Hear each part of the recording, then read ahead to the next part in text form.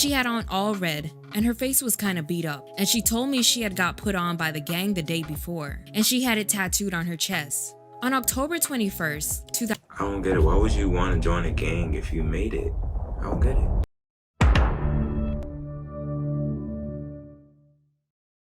It's your boy Juby, and we back with a banger, you feel me?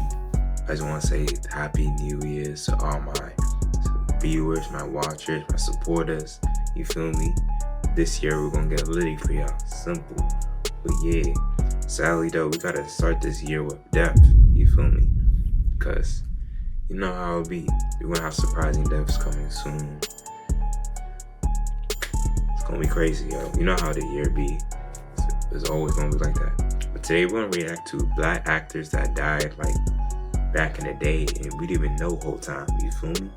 But yeah, link is in the bottom or whatever. Click on that if you want to see the full vid. But yeah, let's get it. Losing people is just a part of life, but some deaths of famous people go unnoticed because of little to no media coverage, or you probably didn't even know they died because some of them passed way before their time. Like, that's facts, it's facts.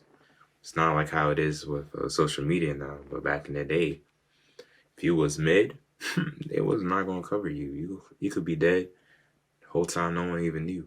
But yeah, it be like that sometimes, for real.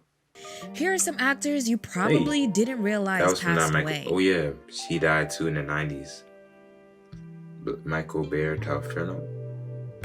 Most people recognize Michael Talferno as the guy who knocked out Eddie Murphy in the 1999 prison movie Life, or the crime boss Emerald in the movie You Got Served, starring B2K and Marcus Houston. Talferno, I'm tweeting. Michael Talferno was born in Fort Worth, Texas, before moving to West Palm Beach in his sophomore year of high school.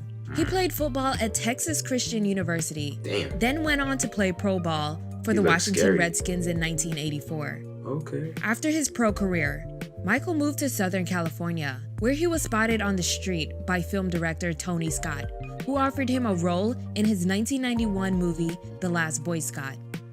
He went on to have over a dozen acting roles in films like Sister Act 2, Back in the Habit, Bad Boys, A Thin Line Between Love and Hate, Life, and You Got Served. I remember him as Bad Boys. Most of Michael's roles revolved around being a big, scary, tough guy. But family and friends said he was nothing like any of the characters he played. He was nicknamed Teddy Bear because he was lovable and made people laugh. He directed the 2009 film Steppin', the movie, but he wouldn't live to see the film's release. On May 4th, 2006, Michael died in Los Angeles at age 44 after suffering a stroke. You know what's so crazy though? I'm sorry for pausing. I feel like 2000. Oh, damn. My bad. Tweeting.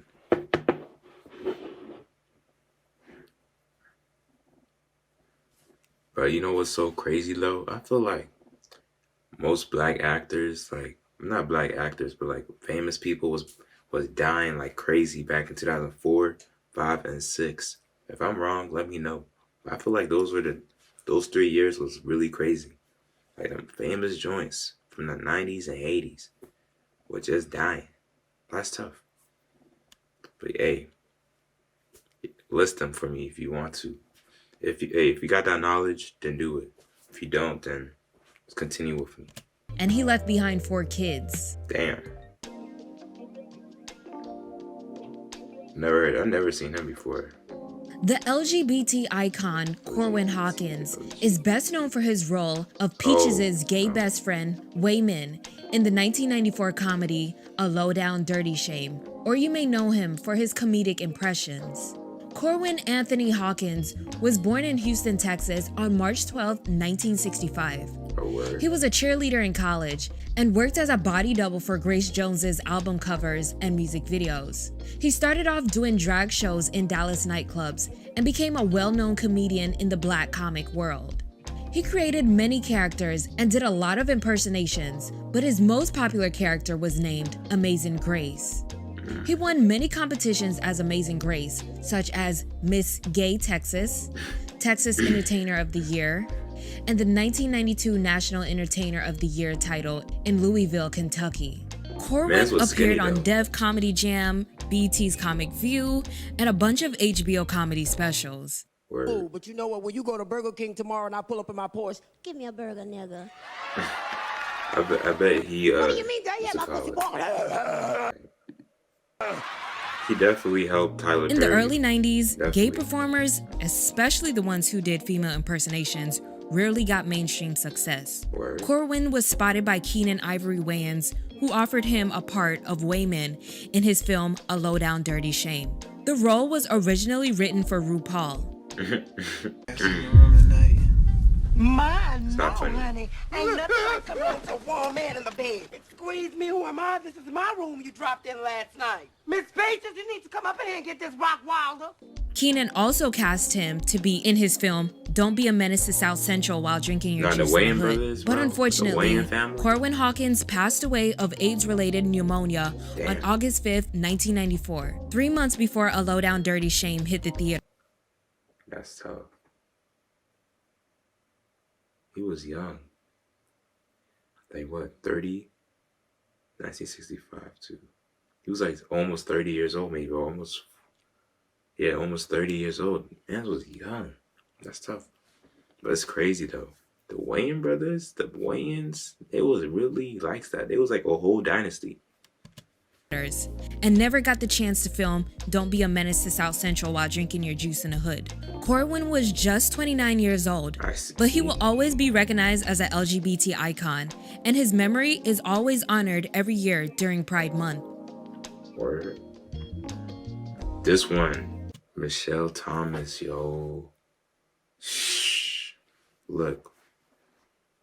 When I was a kid, right? When I used to watch Family Matters as a kid, I saw her. I was like, damn, right? So then I was like, what's her name? I went on the internet, right? Search her up. I was see, okay, I want to see how she looked now or whatever. This was like back in 2011, 2010. Hey, when I'm saying this, I'm not LeBron James. I'm speaking facts. I remember doing this. But look, I searched her up. I was like, let me see how she looks now. She should be old or whatever. Or not that old because it was 2010. She dead. I was like, what? The whole time she was dead already and she was young. I was like, damn. Because like, yeah, you feel me? She was a star for sure. I was like, ain't no way she died. But it was crazy. I think it was like a car accident or something. But they gonna tell us for sure. I was really sick because ain't no way. But she was in Family Matters, I remember, and some other shows.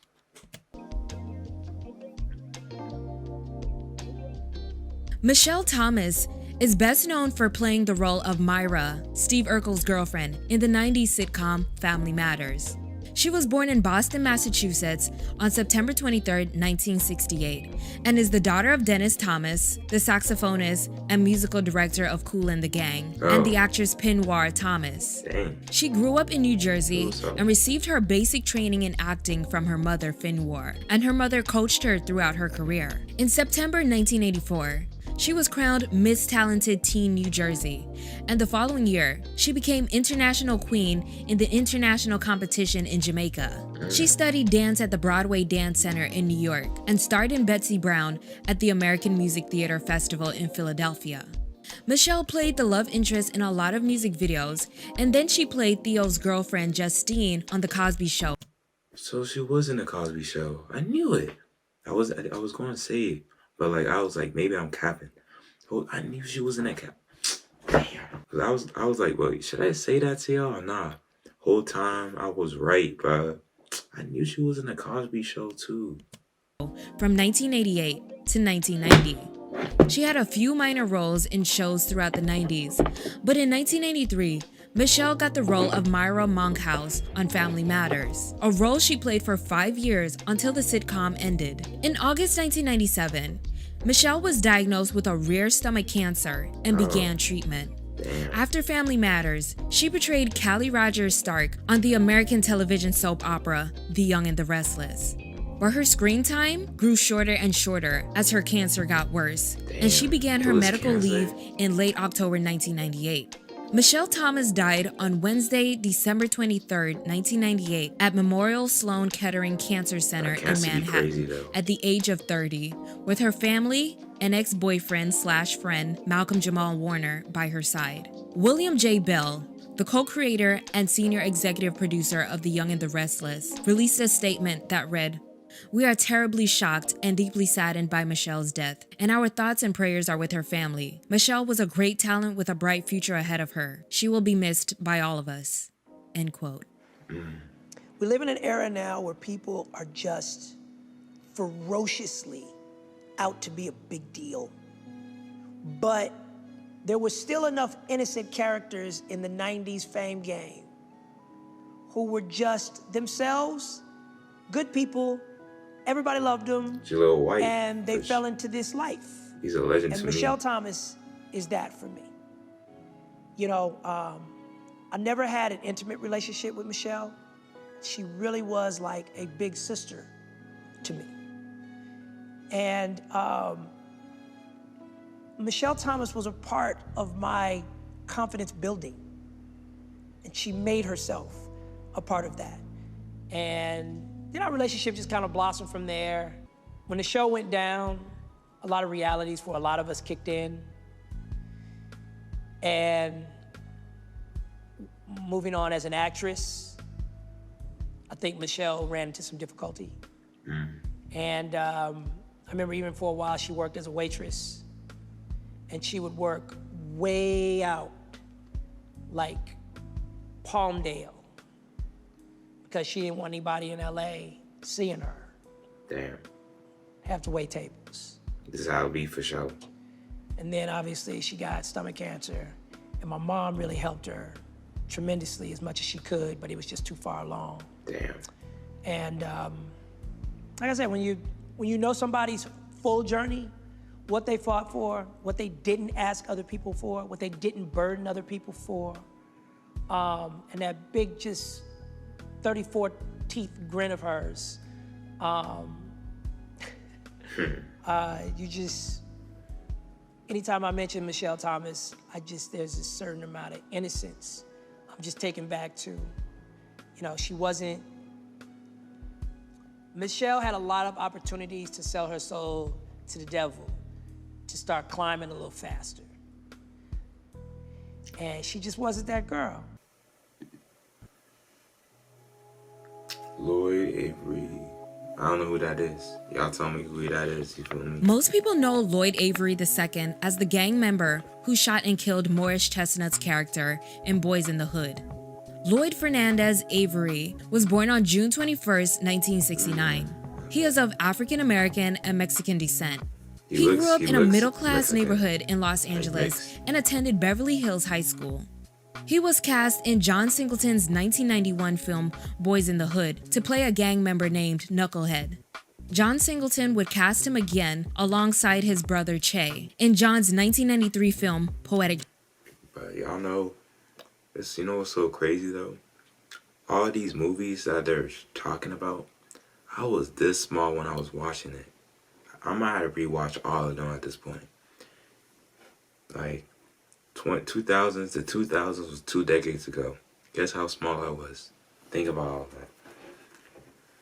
I really gotta rewatch all these movies, cause like, it's so faint now. Like that joint, like I watched Boys in the Hood when I was a baby, but like,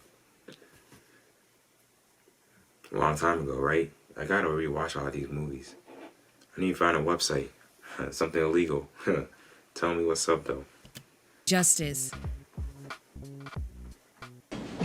Look at his face, dude. That's not him. That's him, dude. I'm telling you. That's him. Remember that spot, nigga, dude? That's him, dude. Look. Yeah. Lloyd would continue to be cast in movies throughout the 90s as a gangster in films like The Breaks, Lockdown, and the Wayans brothers film Don't Be a Menace to South Central While Drinking Your Juice in the Hood. But despite the little fame he had as an actor, Lloyd seemed like he really wanted to live the life of the characters he often played on screen. He became gang affiliated and started living a violent life off screen. Then in 2001, right after he finished filming the movie Shot, Lloyd was arrested for a double homicide and sentenced to life in prison. On September 4, 2005, Lloyd Avery II was killed in his cell at Pelican Bay State Prison. He was murdered by his cellmate Kevin Roby, who was serving a life without parole sentence, and Kevin used his body for a satanic ritual. Lloyd's body wasn't found until 2 days later, lying on a pentagram his cellmate drew on the floor.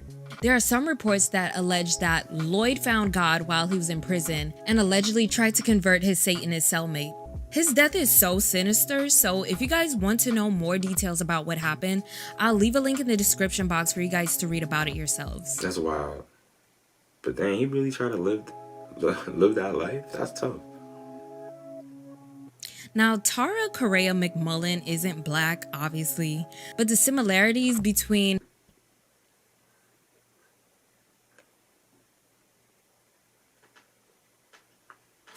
Hopefully she explains herself, because, yeah, she's definitely not black.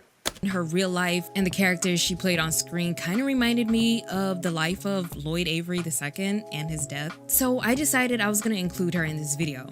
Tara Correa-mcmullen grew up on the East Coast and moved to Northern California in 1996 with her mother and sister. The family later moved to Venice, Los Angeles, where she sang in the Venice High School choir and performed with local dance groups. They lived in a one-bedroom apartment, and her mother was working in the office of a casting company at the time, when casting officials expressed that they were having a hard time casting the role of the only girl on a boys' basketball team. That's when her mother suggested they cast Tara, since it sounded like she would fit the role. Tara played the role of Big Mac in the 2005 film Rebound, alongside Martin Lawrence. I watched that. Academically ineligible. Academically ineligible. That's what I said. Academically illegible. I'm illegible. After filming Wrapped, she scored a recurring role on the CBS show Judging Amy, playing the role of a troubled teen who was gang-affiliated, and in the end, her character was murdered in prison by a gang rival. She also had a small role on one episode of the Nickelodeon series Zoe 101 that year. But halfway through filming for her role on Judging Amy, Tara became unreliable and wasn't showing up on time for shoots. Her talent agency staff started driving her to and from the shoots to make sure she showed up, but the agency eventually dropped her as a client. They gave her a second chance after she told them that she wanted to take acting seriously. But when she missed an audition, the agency dropped her for a second time. Family and friends said that Tara had been hanging out with a bad crowd in Inglewood. Her mother had been trying to get her to move to Glendale with her, but Tara wanted to stay in Inglewood with her gang member boyfriend with a prison record, who was also 10 years older than her. Her friend Maurice Tipton knew something was up with her when she missed his birthday. He said, "And she showed up the next day at my front door, and she had on all red, and her face was kind of beat up, and she told me she had got put on by the gang the day before, and she had it tattooed on her chest." On October 21st, 2000. I don't get it. Why would you want to join a gang if you made it? I don't get it. Or she made it, but like maybe the money wasn't right. But at the same time, why would you join a gang? I don't get that. Y'all tell me. 2005, Tara was hanging out with friends and her boyfriend in front of his apartment complex in Inglewood when she was fatally shot. Police described her as the innocent victim of a gang-related shooting. Tara Correa-mcmullen died at the hospital less than 3 hours later at 16 years old. Huh? She was 16? Eesh. That's tough. You told me she was 16? I thought she was like at least in the 20s, but 16?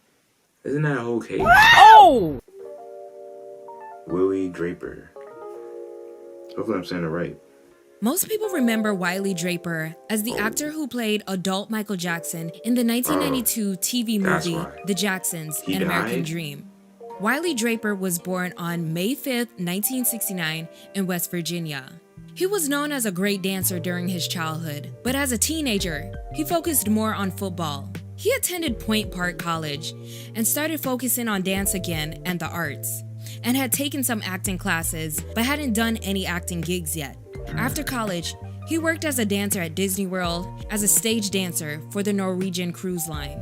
Casting for a biopic based on Katherine Jackson's My Family autobiography began in 1991, and the entire Jackson family, including Katherine and Joseph, had to approve all actors. Michael Jackson also had to approve all 3 actors that played him. But finding an actor to play Michael in the adult stage was a challenge. A casting director in Pittsburgh, who personally knew Wiley, recommended him to the movie director Karen Arthur. When he came into audition to play Michael, Katherine started crying, and he got the part. Wiley was personally invited by Michael himself to dance in the music video for Remember the Time. 38 million people tuned in to watch the special, The Jacksons, An American Dream, on ABC on November 5th through November 18th, 1992. And the program won an Emmy Award for Outstanding Individual Achievement in Choreography.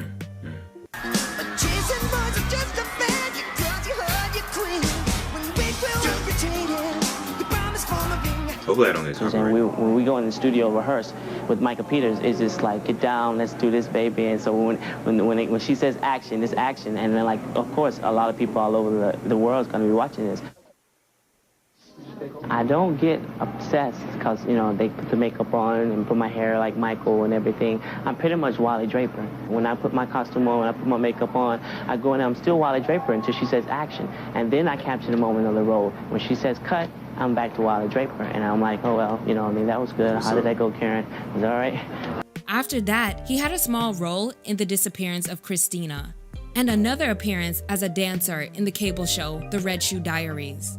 But he would not live to be able to see the show air. In 1993, Wiley was diagnosed with a rare form of leukemia and died on December 20th, 1993 in Los Angeles, California at the age of 24. A year after his death, his family established the Wiley Draper Foundation to support young artists through an annual memorial scholarship in Wiley's memory. And it also raises awareness for bone marrow donations.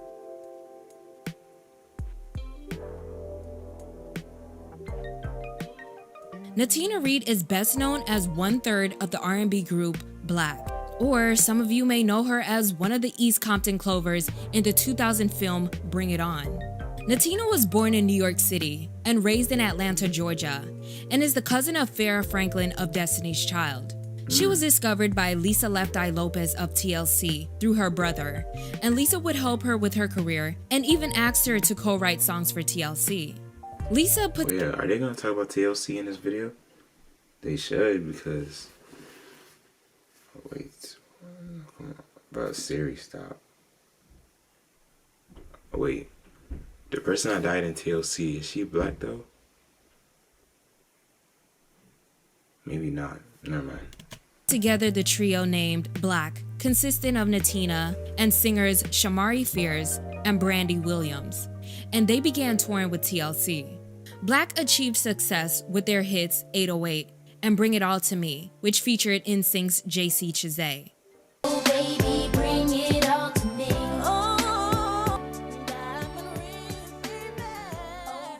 In the year 2000, the trio appeared together in the cheerleading film Bring It On as members of the East Compton Clovers, led by Gabrielle Union's character Isis.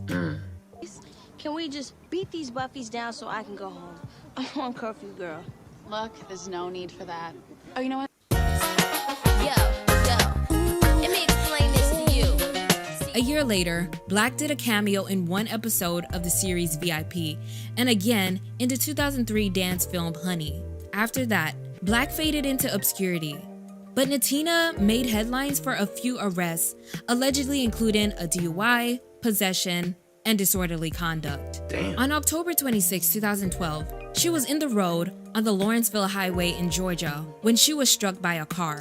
The driver and the passenger attempted CPR, but Natina was pronounced dead at the Gwinnett Medical Center at the age of 31, just 2 days before her 32nd birthday. Damn. Authorities in Georgia have never been able to determine exactly why she was standing in the middle of the road, and ruled that the driver who struck her was not at fault and no charges were filed. Natina Reed left behind a 10-year-old son. Did I shock you with any of the names on this list? Let me know your thoughts in the comments below, and like this video and subscribe to Hey, that was crazy, yo. Y'all tell me what y'all feel about this vid. This vid was crazy to me, yo. But yeah, we gotta start the year wild, sad and all that, so we could get it better. You feel me? But yeah, Road to 1.17, simple. Let's get it.